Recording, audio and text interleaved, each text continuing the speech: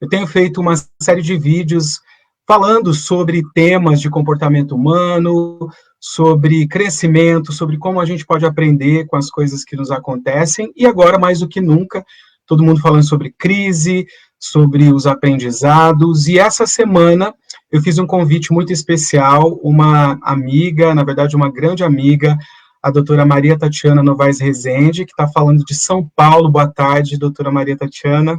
Boa tarde, Fabiana, tudo bem? Como você está, né? Tudo bem? Tudo bem.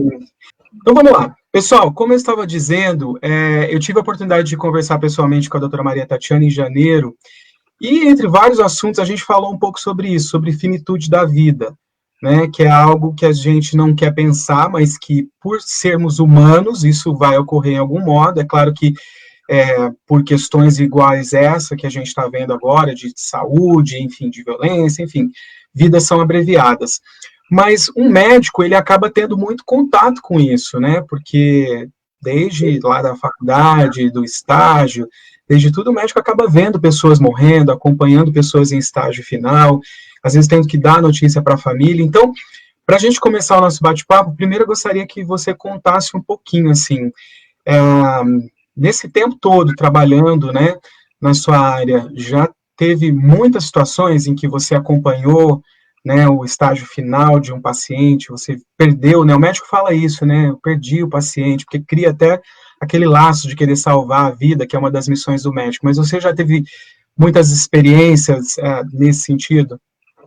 Bom, Fabiano, que nem a gente tinha conversado, né, e que a gente sempre fala, realmente faz parte da vida, a morte faz parte da vida, é que a gente sempre se recusa a pensar nela, eu acho. A gente deixa a morte, principalmente a gente, deixa culturalmente a morte ali no cantinho, não costuma falar sobre ela. E logo que eu comecei a faculdade, um colega virou para mim, um amigo de outra, que fazia outra coisa da época do cursinho, virou e falou assim: como que você vai lidar com essa questão de perder um paciente, de alguém morrer, e você, como que você vai lidar com isso? E aí aquilo me fez pensar que eu ia lidar não de uma maneira fria, porque de jeito nenhum, todo mundo se comove, todo mundo se emociona.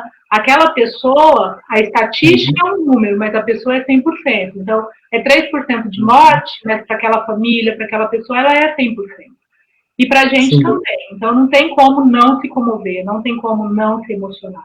A única coisa que a gente tem que ter certeza é que fez todo o possível por aquele paciente. Para você deitar a sua cabeça com tranquilidade, não pensar em todas essas perdas, é pensar que você fez o possível. E você só faz o possível quando você cuida do doente e não cuida especificamente da doença. Porque cuidar da doença tem limitação. Cuidar do doente, não. O cuidado é eterno. O cuidado é da vida intrauterina até após a morte. Você vai cuidar daquela paciente, daquele doente, daquela família. Então, é muito difícil. Hoje, a pandemia faz que uma crise humanitária e o mundo está de luto. E o luto não é só pela morte em si. É o luto de perder o emprego, é o luto de não conseguir fazer o que você gostaria de fazer pelos outros, é o luto de não ter vivido as experiências que você gostaria de ter vivido.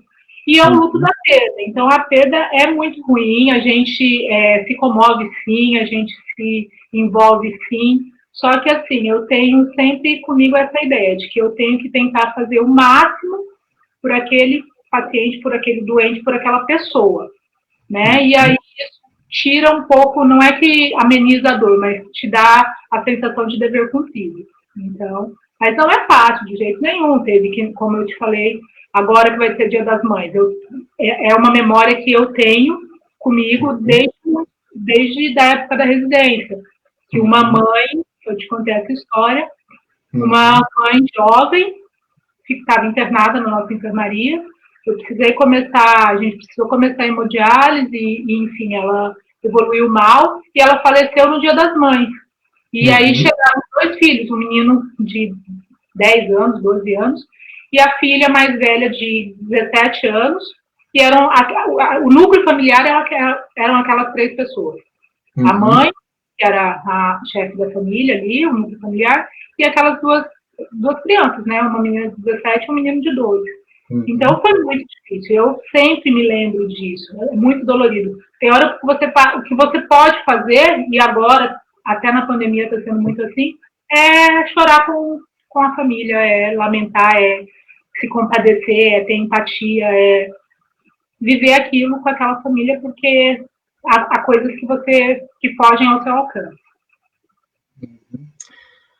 Quando você tem esses pacientes, né? Quando você já teve pacientes que são terminais, é difícil separar, né? Você estava explicando, mas é difícil separar, porque às vezes você pode sair de um quarto de um paciente terminal e ter que ir para outro, e depois ter que cuidar de um outro que talvez esteja se recuperando. Então, acaba sendo um misto, né? De ficar lidando ali com situações e estágios muito diferentes. Às vezes, a idade também, eu acredito que provoca, né, certas sensações. Ou seja, se você, claro que de forma alguma a gente quer que ocorra a morte, mas de repente você está com uma criança morrendo, é um mix de emoções, né? Eu acredito que o médico ele tem que usar muita racionalidade também, né, para lidar com isso. Sem dúvida, Fabiana, é bem difícil. Assim, as pessoas falam, é idoso, já, como se o idoso como é se o outro. Não tivesse direito, né? O idoso é o outro, o idoso não sou eu, não é minha família. E lógico que quando você vê uma criança em um momento de sofrimento, é muito ruim, mas o sofrimento é ruim para todo ser humano. Né? A dor, o sofrimento é para o idoso, é para o jovem, é para o adulto, é para a criança, é para todo mundo. A gente tenta, sim, separar questão de como vamos lidar com cada sofrimento, mas ele é inerente de todo mundo e vai existir a qualquer momento. Com o idoso de 102 anos, com o pai de 20, de 30, com a criança de 2 anos, todo mundo vai sofrer. E aquela pessoa, agora está na moda, mas aquela pessoa é o amor de alguém. Então, a gente sofre junto, né? E aí tem, sim, a gente, às vezes, as pessoas falam, é mais fácil, é mais aceitável, é o ciclo natural da vida. De fato, eu fiz biologia antes, então a gente nasce, cresce, reproduz, ou não, eu brinco, e morre, né? Pois é. Bem mais, eu acredito que seja muito mais difícil um pai enterrar o filho do que não que não seja difícil o filho enterrar o pai, mas é contra a ordem natural das coisas, teoricamente. Mas o sofrimento é inerente, é todo momento, é de qualquer idade, é de qualquer pessoa, é bem complicado. Mas, assim, eu acho que a gente tem que pensar, a morte é certa, né? Agora, neste momento, a gente está sentindo ela mais perto, tem mais medo todo mundo tem. É uma coisa invisível, tá aí, então, mas a morte é certa. Então, o que você tem que fazer é valer a pena a sua vida. Eu acho que isso é importante, é não morrer enquanto está vivo. E fazer valer a pena estar aqui, o tempo que for. E eu acho que isso é uma das coisas que eu espero que todos nós levemos e a gente, como um aprendizado desse momento, dessa era. É uma era Covid, porque é o momento que está acontecendo. As pessoas não deixam de morrer de outras coisas. As pessoas continuam morrendo. Para todo mundo, a gente está muito assustado, o Covid está aí, é uma pandemia, é uma crise humanitária, ao meu ver. Mais do que uma pandemia, é uma crise humanitária. Mas as pessoas continuam morrendo de infarto, continuam morrendo de derrame, continuam morrendo de câncer. Só que quem morre na era Covid não tem nem aquela ritualização da morte. As pessoas que ficam não podem se despedir, as pessoas que ficam não vão ver aquele corpo, as pessoas que ficam não vão... Então, vai ter que trabalhar de uma forma diferente o seu luto, inclusive. Então, para que a gente viva melhor a morte, que a gente tenha uma boa vida, né? Que a gente tenha uma vida que tenha valido a pena. Eu acho que é essa a questão para depois, para quando a gente abrir a porta, sair de casa, sair não do isolamento, né? Mas do afastamento social, para que a gente aprenda a dar valor e a viver o que de fato é importante, deixar as pessoas cientes de que elas são importantes, falar o quanto ama, fazer valer a pena esse momento. Quando a gente nasce, a gente já começa a morrer, já dizia Fernando Pessoa, né? Quando se nasce, começa a morrer. Pois é, né? Eu escrevi um artigo já há um tempinho no meu blog que diz justamente isso, né? Que cada dia, na verdade, é um dia a menos. Eu tinha escrito esse artigo antes até dessa pandemia, porque eu estava realmente refletindo sobre isso, né? Porque às vezes a gente não percebe, quando a gente é mais jovem, digamos assim, a gente está tão preocupado com o hoje ou com aquele futuro para realizar alguma coisa, mas depois de um certo tempo a gente começa a perceber o seguinte, que está acabando, né? Não que a gente está querendo a morte, está chamando a morte, mas assim, você já não tem tanto tempo para tantas coisas. Você já não pode perder tanto tempo com picuinhas, com coisas que só tomam sua energia, com besteiras que ainda muita gente, infelizmente, perde tempo, né? A maioria, às vezes, mas que a única certeza é que um dia, né? Hoje é sábado, é um sábado a menos na minha vida e na sua vida. Então, caramba, isso mexe muito, né? Pensar que hoje não é um dia a mais, não é um sábado a mais, é um sábado a menos. Parece ser uma coisa pessimista, né? Mas pensar assim, é um dia a menos. Não, vamos viver de forma que vale a pena esse dia, né? Olha que maravilha a gente está aqui. E o que a gente tem é o agora. Amanhã não sei. Tem o hoje, tem que fazer o agora. Certo. Uma outra pergunta que eu gostaria de fazer, doutora Maria Tatiana, é o seguinte: todos os profissionais, em todas as áreas, a gente tem limitações. Limitações estruturais dos locais que a gente trabalha, do sistema em que as coisas funcionam, enfim, né, o mundo não é perfeito. A gente sempre vai deparar. Você, como profissional, você sempre sabe que, poxa, isso daqui de repente eu podia fazer diferente, podia fazer de outro jeito, eu poderia fazer mais, enfim, a gente se depara com essas situações. E às vezes isso é frustrante para o profissional, como eu disse, de todas as áreas. Mas eu acredito, e aí eu quero até te ouvir sobre isso, que para o médico que está lidando com uma vida, né, nesses casos aí que a gente está falando, isso deve ser muito mais complicado ainda. De repente você perceber que poderia ou pudesse fazer coisas diferentes ou mais intervenções, enfim, e de repente não há como fazer. Isso é algo que pega também, né, para o profissional. Isso dá para tirar muitas conclusões, daí muitas reflexões. Com certeza, Fabiano. Você sempre pensa que, tendo o aparato, hoje a medicina, tanto que cresceu, tantas possibilidades que a gente tem, e aí, de repente, você ser impedido de fazer por questão estrutural, por questão de dinheiro, de disponibilidade, é muito complicado. Mas é aquilo que eu te falei desde o começo. O cuidado, ele não tem limite. Então, assim, por mais que seja muito ruim você não poder oferecer, teoricamente, tudo o que você gostaria de oferecer, você cuidar do doente, não cuidar da doença, cuidar do doente, você fazer tudo que ele precisa. Então, assim, você faz todo o possível dentro daquela circunstância. É frustrante? Lógico que é.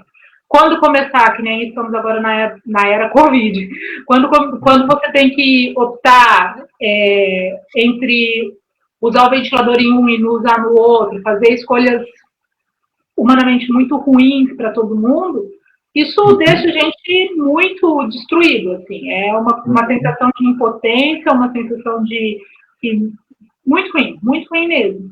Mas, assim, você tem que cuidar e tratar o sofrimento humano sempre. Você tem que estar solidário e tem que fazer o possível dentro do que você tem.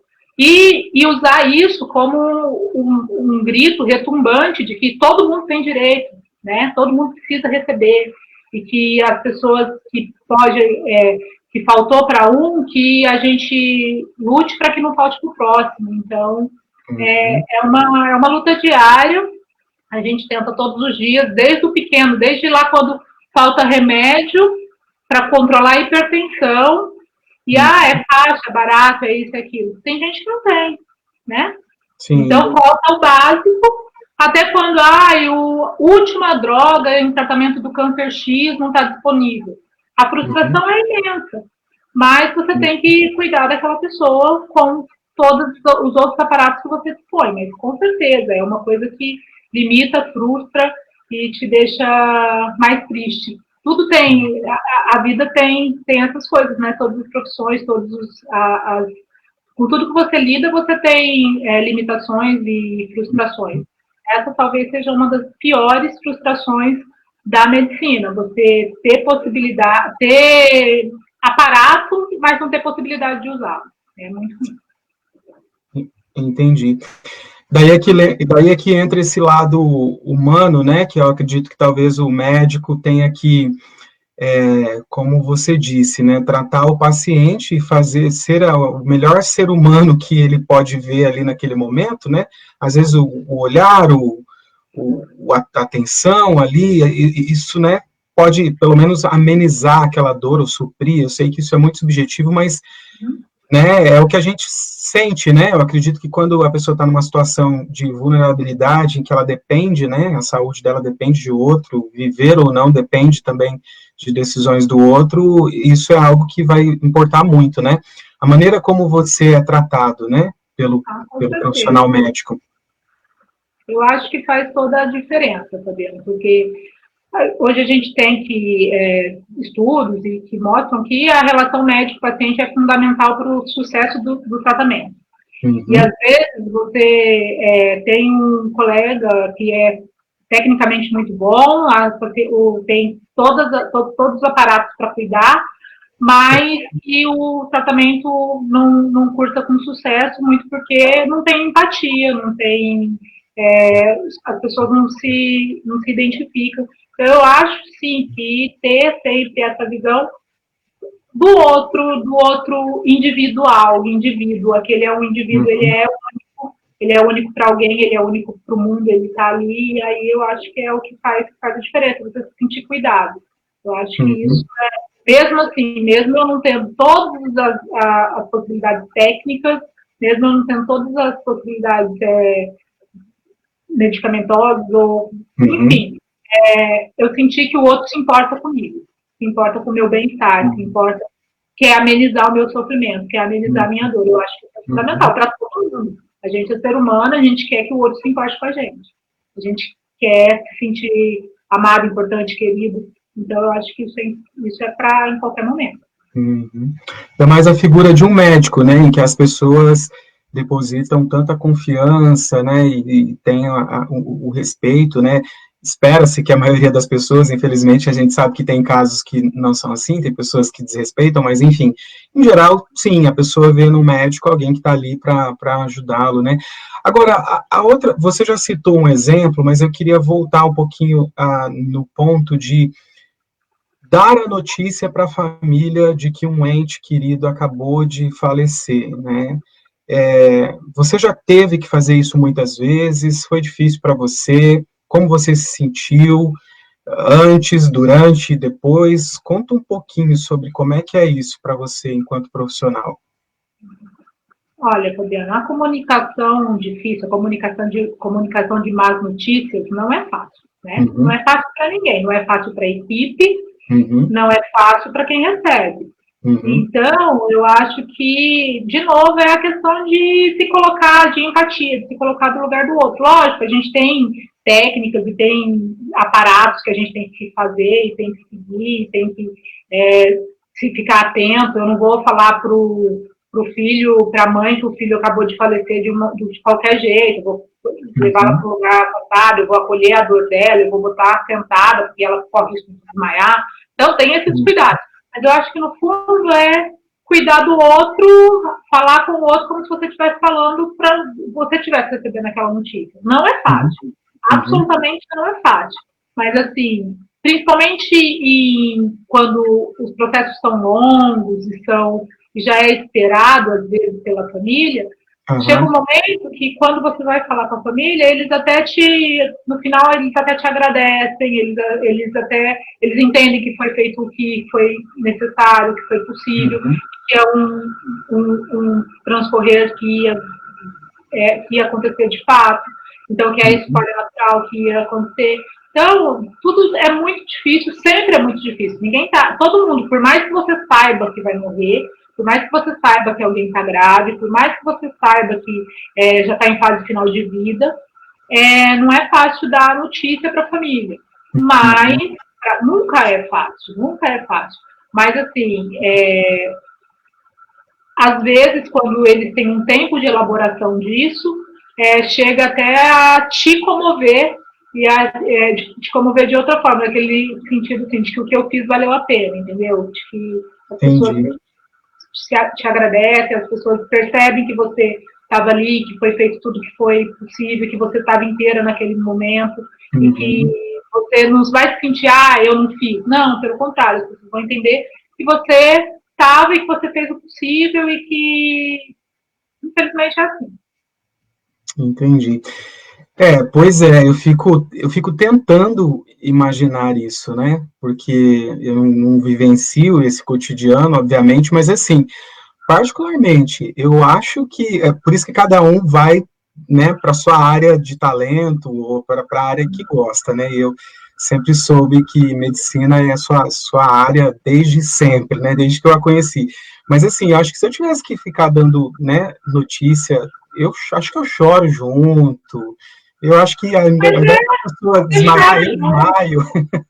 Eu Você desmaio. chora junto, você chora junto, você acolhe a dor do outro, você qualifica aquela dor, porque é uma dor real, latente, está ali. E você também tem o seu momento, né? Você também fica triste, você também vai se lembrar daquele doente, você também vai se lembrar daquela família, você também vai sofrer por isso. Mas é aquilo, ter a certeza de que você fez tudo que você podia fazer, da melhor forma possível. E aí você sabe que você segue a vida, segue a medicina, segue ajudando e tentando colaborar com outras pessoas, né? Não é que aquela que foi não fez sentido, pelo contrário. Ela fez tanto sentido que faz você querer ajudar os próximos, querer fazer melhor até pelos próximos.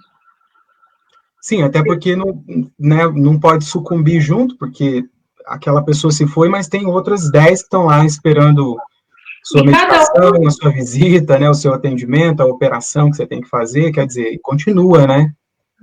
E cada um você tem um aprendizado. Então, aquela vivência vai te ajudar para as próximas, você vai ser melhor para o próximo. Então, assim, faz parte, é ruim, mas, enfim, é o que é lidar com o que é inexorável, é assim. Não é gostoso de fazer, é muito mais legal, é muito mais gratificante, não mais gratificante, mas é muito mais feliz, leve, dever cumprido quando você dá uma alta hospitalar, quando você fala para o paciente que ele vai embora, quando curou uma doença, quando resolveu um problema. Isso é muito mais interessante, é o lado glamuroso da coisa, digamos assim. É assim, nem tem, infelizmente. E aí você tem que, eu acho que o diferencial é você ter empatia pelo outro, ser humilde, ter solidariedade, entender que aquela dor é única e entender que vai doer. A gente lida com as pessoas no pior momento da vida delas. Está todo mundo fragilizado. Então, quando você fala, as pessoas que maltratam os médicos. Existem, infelizmente existem. Só que, assim, o que a gente tem também que pensar? Tudo bem, tem horas que você pensa, nossa, poxa, eu estou aqui, estou me doando, estou fazendo pelo outro, e ainda vem gente e maltrata, e agride, fala mal. É chato, você fica triste, enfim, a gente também é ser humano, né? E você quer ser aceito, você quer ser entendido. Sim, mas pensar que a gente está lidando com o pior momento da vida de todo mundo. Ninguém que está no hospital está feliz. Não é o melhor lugar, né? Feliz estamos em casa, feliz estamos jantando, viajando, passeando. Então, definitivamente, estou lidando com o pior momento do ser humano. Né? E às vezes o pior momento da vida daquele ser humano, daquela família, daquelas pessoas. Então, assim, é até compreensível, não aceitável, mas compreensível algumas vezes que as pessoas não são tão gentis como deveriam, digamos assim. Sim, sim. Porque talvez também elas tenham que lidar com coisas que elas não têm ideia, né? Brotam sentimentos ali na hora. Depois até pede desculpa, né? A culpa de não ter cuidado, a culpa de ter abandonado, a culpa de não ter estado perto. Pois é. Quando chega o final de vida e a pessoa tem, essa é a pior parte, tem a culpa o pior jeito, a pior forma que a pessoa vai encarar tudo.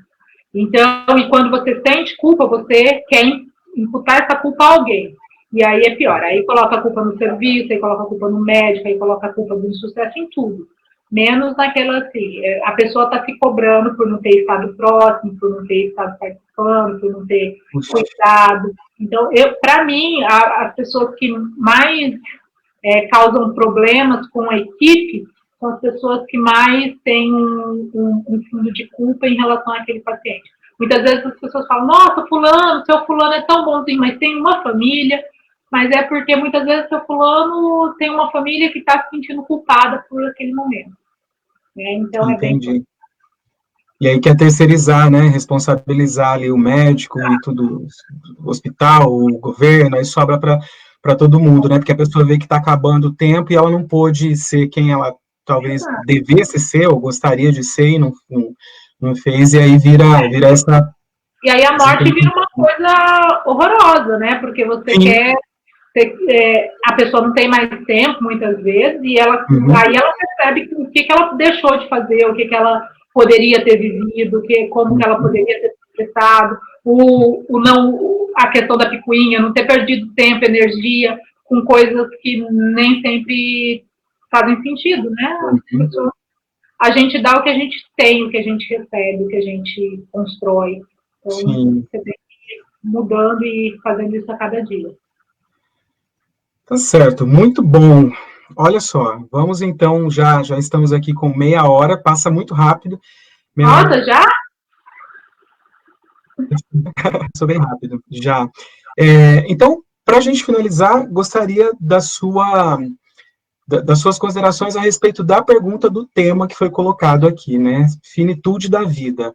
Então, você acredita que com o que a gente vive atualmente, né, e com os aprendizados que a gente vem tendo nos últimos tempos, você acredita que estamos mais conscientes? Claro que ainda é cedo, né, não dá para se falar em resultados de uma transformação pessoal ou coletiva, porque a gente ainda está no meio dos problemas, né, os problemas ainda estão acontecendo, e às vezes podem piorar em algumas situações, mas assim, particularmente mesmo, o seu aprendizado como médica, como tendo visto já outras situações de morte, né, de ajudar as pessoas, você acredita que as pessoas podem, pelo menos, começar a ficar mais conscientes de que tem uma finitude, de que vai acabar e que a gente precisa aproveitar o hoje, aproveitar mais as coisas? Olha, Fabiana, eu acho que esse é o maior cair de ficha que está acontecendo atualmente, sabe? Está todo mundo pensando, porque que a gente vai morrer, todo mundo sabe. A gente nasceu e vai morrer, isso é fato. Mas a morte tão próxima e com números tão alarmantes como vem sendo, e pessoas jovens, velhos, crianças, todo mundo morrendo, as pessoas, com certeza, essa noção de que a vida é frágil, né? É frágil, está muito latente, tá todo mundo tem medo, todo mundo tem angústia, todo mundo pensa sobre, então eu acho que sim, que está todo mundo mais antenado nessa questão. Tanto é que, olha aqui, é tema de conversa para a internet, e não é só... Não seria tema, né, essa conversa, assim, algum tempinho atrás, acho que não seria um tema tão recorrente, né? Não, de jeito nenhum, é um tema que a gente, até mesmo no meio médico, é uma coisa que é teoricamente recente, que falar sobre finitude, falar sobre cuidados paliativos, falar sobre cuidados de final de vida, diretivas de vida, enfim, é uma coisa que é teoricamente nova, mas agora eu acho que está todo mundo mais atento em relação a isso, e eu espero mesmo que, assim, para além da dor, para além do sofrimento, isso traga alguma coisa boa para a gente, né, porque que estamos todos sofrendo, que estamos todos com medo, que estamos todos fragilizados, tem gente mais vulnerável, tem gente menos vulnerável, a gente já sabe, mas e que vamos morrer, todo mundo sabe também. Então, embora muitas vezes a gente negue, e hoje em dia, negar a pandemia, por exemplo, é pagar com óbitos, né? É pagar com vírus.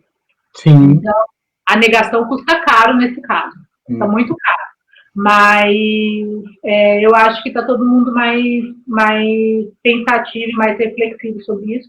E o que eu espero mesmo é sair melhor de tudo isso. Depois de tudo isso, que a gente saia melhor, que a gente saia mais humano, que a gente saia mais caridoso, que a gente seja mais presente na vida das pessoas que são importantes para a gente, que a gente faça esse tempo, que é o que a gente tem, que é o hoje, valer a pena. Tá? Que a gente seja, que para além que a gente ressignifique tudo isso, porque a dor é grande, o luto é um luto mundial, eu entendo que é um luto mundial. Quando você vê o número de mortos, pensando, é 7%, 5%, 8%, é muito pouco pensando em saúde pública e em coletividade. Muito pouco entre aspas. Quando você pensa individualmente, aquela pessoa é única, então para aquela família é 100%. 10 mil mortos, nem hoje no Brasil a gente bateu 10.222 mortos, infelizmente. Então, 10 mil mortos, pensa, que festa que você faz com 10 mil pessoas? Onde você vai com 10 mil pessoas? Quantos 10 mil amigos você tem no Facebook? Você não tem. Então é muita gente. É muita gente sofrendo. É muita gente vivendo sofrimento, vivendo luto, vivendo tudo isso. Então, eu espero que depois de tudo isso a gente saia melhor. Eu tenho fé, eu tenho esperança, eu quero sair melhor depois de tudo isso.